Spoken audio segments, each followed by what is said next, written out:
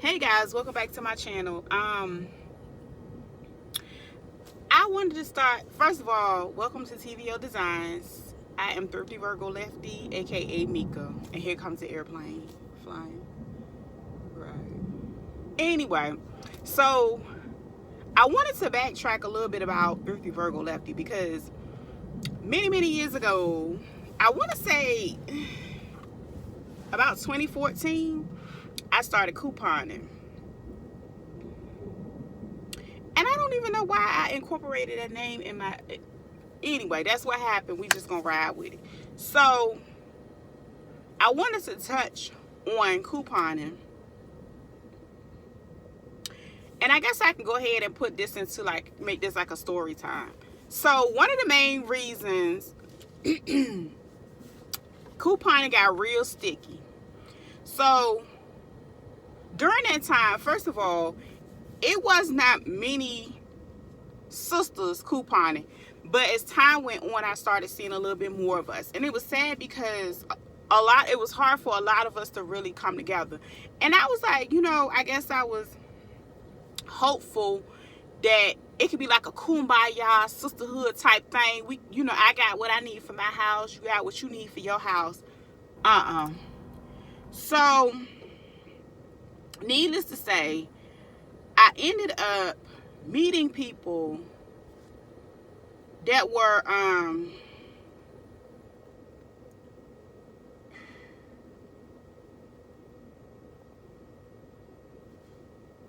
off the chain with it. So, okay, I'm gonna tell you a funny story. So I met this lady.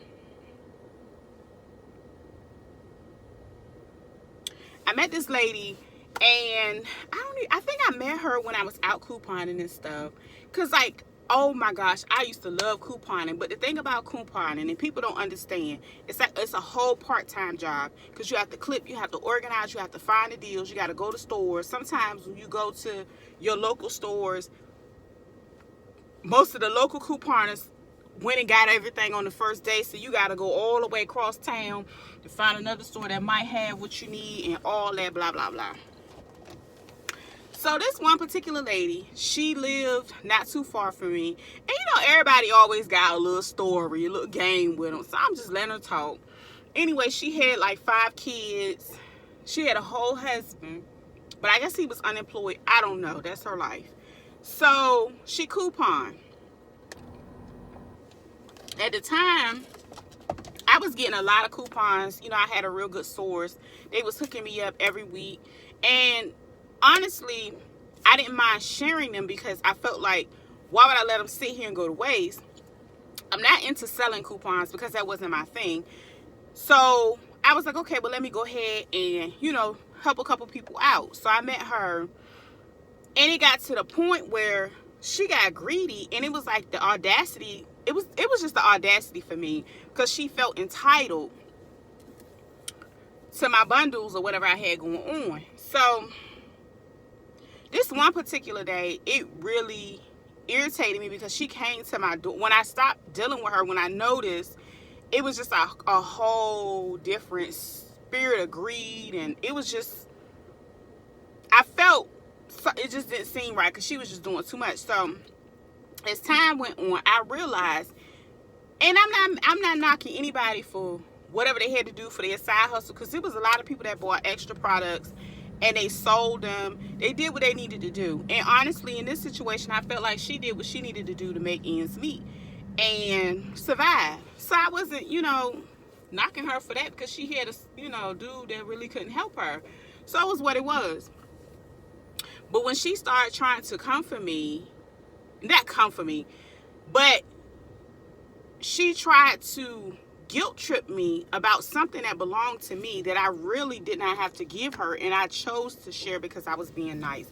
And I guess that was my fault because I was being nice, and I don't know. Anyway, so needless to say, she got an attitude with me. She got mad, and that was cool with me. That wasn't the only reason why I left couponing. So again, back during that time, it was booming. Like, I was getting so much stuff. It was amazing. I was able to teach my mom how to coupon. She started building her little stockpile. I had my little stockpile. I was actually able to, at the time I was working for a nonprofit in the area, and I was able to donate some of the stuff to the clients that needed them and stuff like that to the organization. So that was really cool. I just had more than enough. But when it comes to stuff like that, people, they come and they feel like I guess in their mind, I really ain't pay nothing for it. But at the end of the day, I took my time, my money, my resources, stuff I can't get back. I spent Sundays at least a couple hours. I couldn't even get nobody to help me clip. My kids wouldn't even help me clip no more. They was like, we ain't doing this. But anyway, so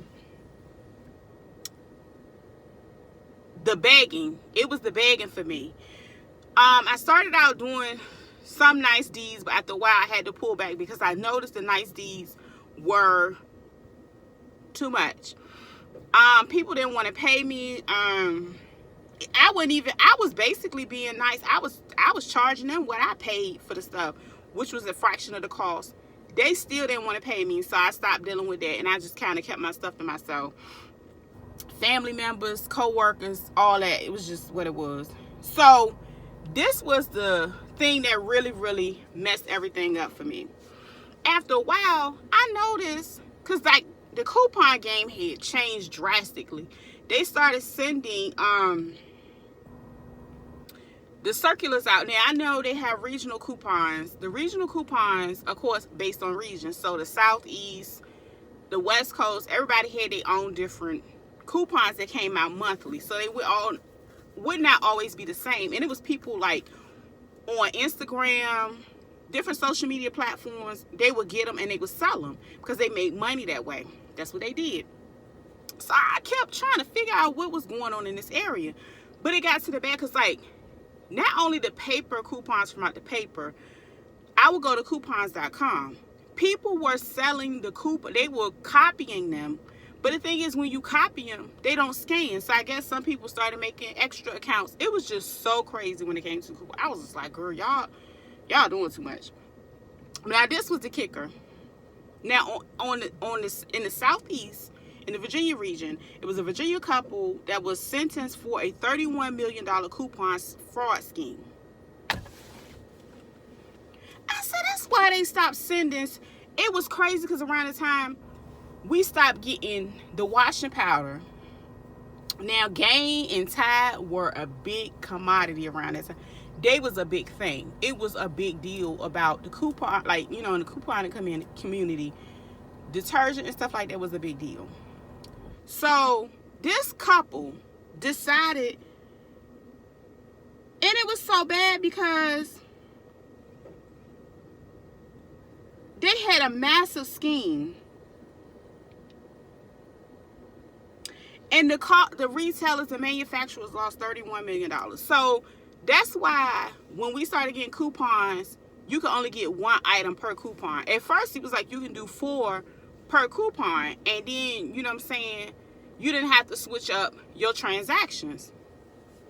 They messed the whole thing up for us, and honestly, in my opinion, that's what kind of made me not really want a coupon anymore. But I'll probably go into detail a little bit more about the wonderful side, but I'm just sharing the story time of how everything just changed. Like, you couldn't, it was pointless. Every time you went to a store, you would have to do transactions separately. And then if you got nasty cashiers, some of them wouldn't let you do. I did not have the time to go to 4 stores to get 4 items the way I used to be able to with one coupon. I ain't doing it no more. All right. So that's my story time. That'll last longer than what I thought. All right. See y'all next time.